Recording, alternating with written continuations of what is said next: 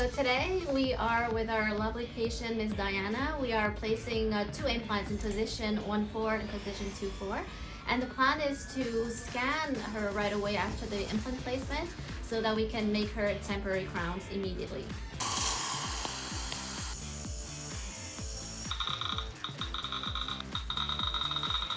So the scan is taken, the files are uploaded. I'm ready to send them to Evident and send my prescription.